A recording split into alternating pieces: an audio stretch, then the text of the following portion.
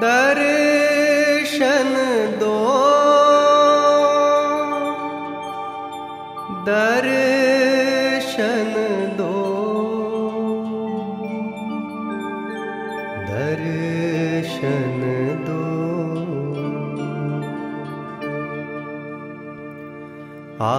दर्श दिखा दे गुरुदेव,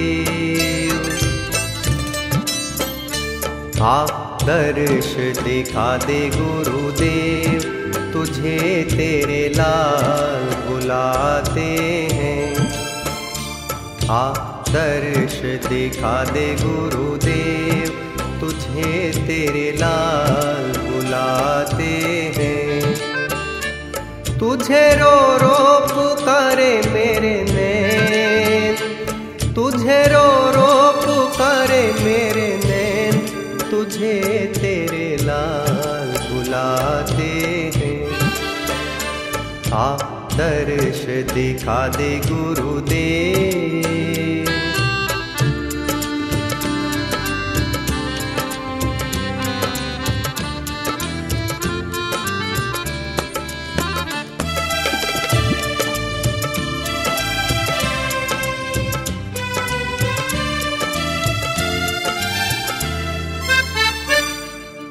आँखों के आंसू सूख चुके हैं, अब तो दर्श दिखा दे। कब से खड़े हैं दर पर तेरे, मन की तू प्यास बुझा दे। तेरी लीला निराली गुरुदेव, तेरी लीला निराली गुरुदेव, तुझे तेरे लाल बुलाते हैं। तुझे रो रो पुकारे मेरे नैन, तुझे रो रो पुकारे मेरे नैन, तुझे तेरे लाल बुलाते हैं। दर्श दिखा दे गुरुदेव।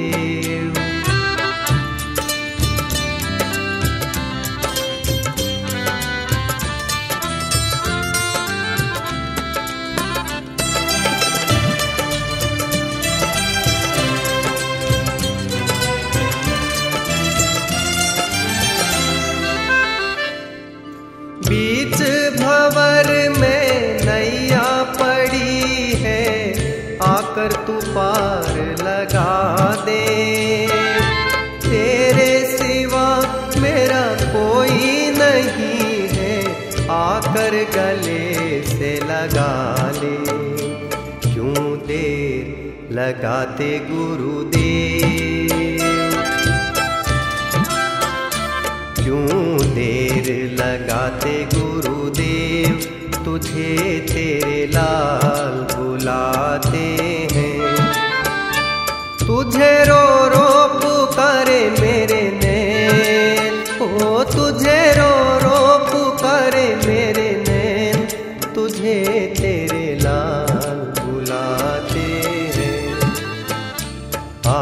दर्श दिखा दे गुरुदेव।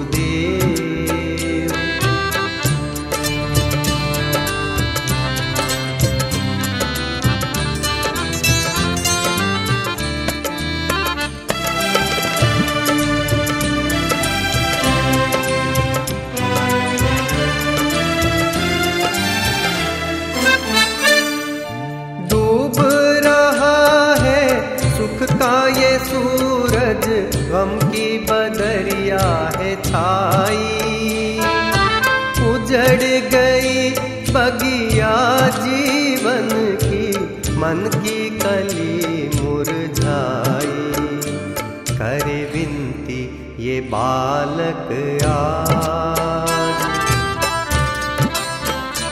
करे विनती ये बालक आज, तुझे तेरे लाल बुलाते हैं। तुझे रो रो पुकारे मेरे नैन, तुझे रो रो पुकारे मेरे नैन, तुझे तेरे लाल बुलाते हैं। दिखा दे गुरुदेव।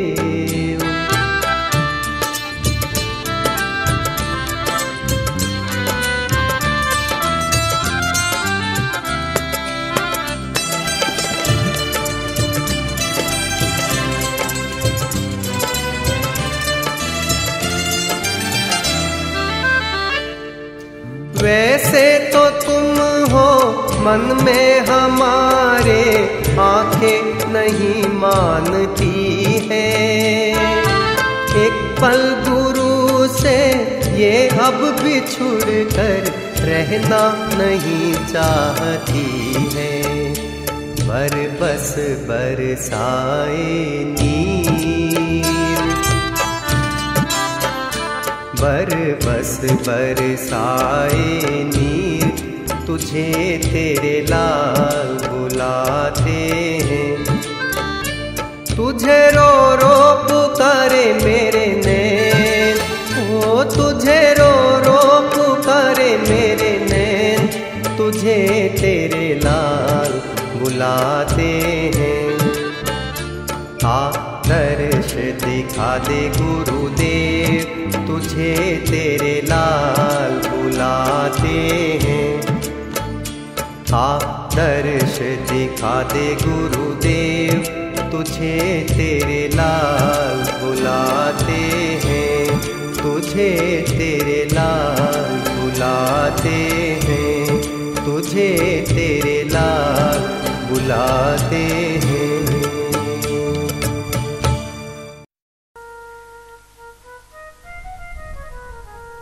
મમતા એ જ દુઃખનું મૂળ છે. એ મમતા ના બાંધવી તે જ પરમ સુખ શાંતિનો ઉપાય છે. મનુષ્ય પોપટ પાળે છે, તેને ખવડાવે છે, પીવડાવે છે અને પોતાના પુત્રવત તેમાં મમતા રાખે છે. આથી પોપટનું મૃત્યુ થતાં મનુષ્ય શોક કરે છે. પક્ષીઓ તો રોજ હજારો મરી જાય છે. પોપટ પણ કેટલાય મરતા હશે, પણ તેનું કોઈને દુઃખ થતું નથી. છતાં પોતે પાળેલો પોપટ જ્યારે મરી જાય છે ત્યારે મનુષ્ય શોક કરે છે. ઉંદર પણ ઘરમાં રહે છે, પરંતુ તેના મરણ પર કોઈ શોક કરતું નથી, કારણ કે તેમાં મનુષ્ય મમત્વ સંબંધ બાંધેલો હોતો નથી. એટલે મમતા એ જ દુઃખનું મૂળ છે.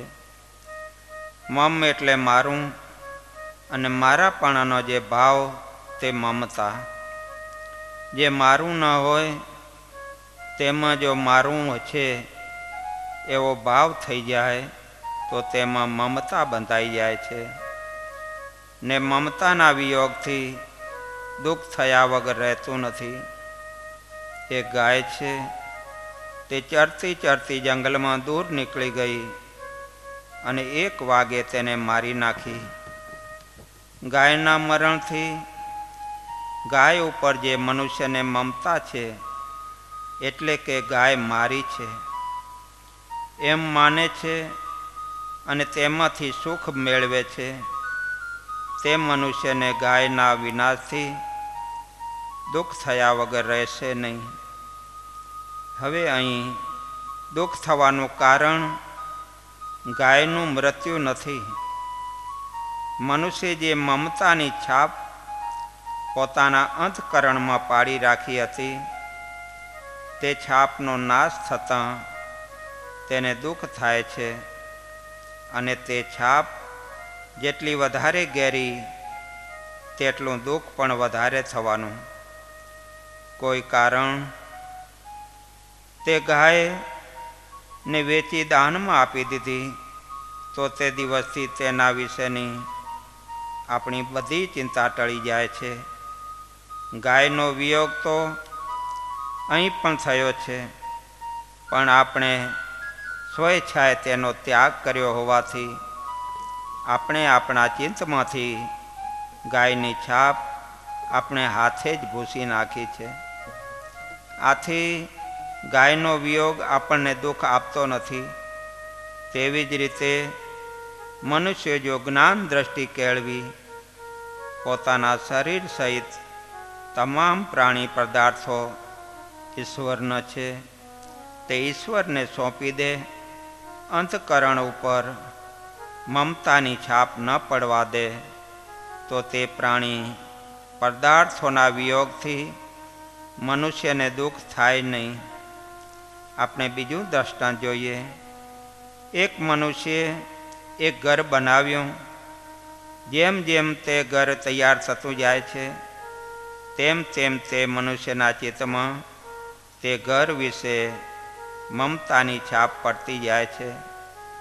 ઘર તૈયાર થતાં ચિત્તમાં છાપ પણ ખૂબ ઘેરી પડી ગઈ.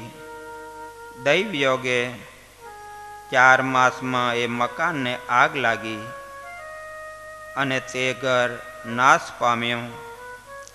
આ મકાન જ્યારે તૈયાર થયું અને તરત જ કોઈ સારો ગ્રાહક મળી જતાં તે મનુષ્યે ઘર વેચી નાખ્યું હોત અને વેચી નાખ્યા બાદ તે ઘરને આગ લાગે તો તેનાથી તે મનુષ્યને કશું જ દુઃખ નહીં થાય, કારણ કે તેને તે મકાન માટેની મમતાની છાપ પોતાના ચિત્ત ઉપરથી ભૂંસી નાખી હતી.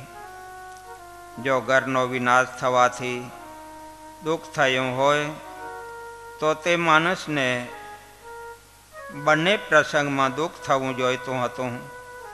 તેથી થાય છે કે મમતાને લીધે જ દુઃખનો અનુભવ થાય છે. એટલે જ્યાં મમતા છે ત્યાં દુઃખ પણ છે. એટલે પહેલાં પ્રસંગમાં ઘર વેચ્યા પહેલાં આગ લાગી ત્યારે ઘરમાં મમતા હતી એટલે દુઃખ પણ થયું હતું. એટલે કે જ્યાં મમતા નથી ત્યાં દુઃખ પણ નથી. જીવ સ્થૂળ શરીર ધારણ કરી માતાના ઉદરમાંથી જન્મ લઈ છેક મરણ સુધી મારું કરીને પ્રાણી પદાર્થોનો સંગ્રહ કરે છે. તે જીવની કલ્પનાનો સંસાર છે. ઈશ્વરે પૃથ્વી બનાવી તો મનુષ્ય તે સાચવી શકે તેટલી જમીનને વાડ કરી આ ખેતર મારું, આ વાડી મારી એવું મમત્ય બાંધ્યું. બીજા મનુષ્ય પણ તે મુજબ કર્યું અને પછી કહે આ ખેતરવાડી મારા. આ તારા પછી ઈશ્વર નિમિત્તના નાના નાના ટુકડાઓ ઉપર ઈશ્વરે ઉત્પન્ન કરેલા સાધનો વડે જ મનુષ્યોએ ઘર બાંધ્યા અને તેમાં પણ આ ઘર મારું, આ ઘર તારું. એ પહેલું બીજાનું એ મમત્વનો વ્યવહાર થઈ ગયો અને મનુષ્ય ગર્વ કરે છે કે આ મેં કર્યું. મનુષ્ય આવા મારા તારાનો સંસાર રચે છે. જીવ જ્યારે મનુષ્ય શરીર ધારણ કરી માતાના ગર્ભમાંથી બહાર આવે છે ત્યારે તે સર્વાંગે બેભાન દશામાં હોય છે. એટલે પરમાત્મા તેની સંભાળ રાખવા તેને એક માતા સોંપે છે. બાળક જ્યારે મોટો થાય છે ત્યારે તેને પરમાત્મા પૂછે છે, ભાઈ આ કોણ છે? જવાબમાં કહે છે એ તો મારા ભાઈ બહેન છે. પછી તો પરમાત્મા 2-4 બાળકો આપે છે. ત્યાર પછી પાછા પૂછે છે, હું જાતે જ એ આ સ્ત્રી પરણી લાવ્યો તો તે તમે નહોતું જોયું કે આપ પૂછો છો? આવી રીતે જીવ પ્રાણીઓનો સંગ્રહ કરતો કરતો અનાદિકાળથી ચાલ્યો આવે છે અને જ્યાં સુધી જે ઈશ્વરનું છે તે ઈશ્વરને નહીં સોંપે ત્યાં સુધી તેનો ભટકવાનો આરો નહીં આવે. જીવ રચિત સંસાર તો તેની કલ્પના માત્ર છે. એટલે તેમાં વધઘટ થયા જ કરવાની અને તેથી પોતાના સંસારમાં વધારો થતાં આનંદ માને છે અને હાનિ થતાં હાય હાય કરે છે. એક વખત પરમાત્માને આ મનુષ્યની સ્ત્રીની જરૂર પડી. તેને પોતાની સૃષ્ટિમાં બીજું કામ સોંપવાનું હતું. આથી પરમાત્મા તેને કહે છે કે આ તને આપેલી સ્ત્રી મારે પાછી જોઈએ છે. ત્યારે પેલો કહે તે તો મારી છે, હું તમને શાનું આપું? ત્યારે પરમાત્મા તેને થપાટ મારી તેની સ્ત્રી પાછી લઈ લે છે અને પેલો મનુષ્ય તો મોઢું બગાડી રોતો રોતો એ ઊભો રહે છે.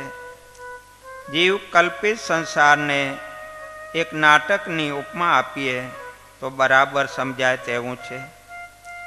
આખું એ નાટક તે ઈશ્વર નિર્મિત સૃષ્ટિ અને તેનો એક એક પ્રવેશ તે જીવ વિશેનો સંસાર. એક નાટકમાં પ્રવેશો તો કેટલાય હોય તેવી રીતે પ્રત્યેક જીવનો સંસાર જુદો જુદો હોય છે. કોઈ પ્રવેશ દરમિયાન સંસાર જો સાચો હોત તો શરીરના મરણથી જીવના પોતાનો સંસાર સાથેનો સંબંધ છૂટી જાત નહીં. શરીર છૂટી જતાં તે શરીર દ્વારા રચેલો સંસાર પણ છૂટી જાય છે અને જીવ જ્યારે બીજું શરીર ધારણ કરે છે ત્યારે ત્યાં પણ નવો સંસાર રચે છે અને ગત શરીરના સંસારની તેને સ્મૃતિ પણ રહેતી નથી.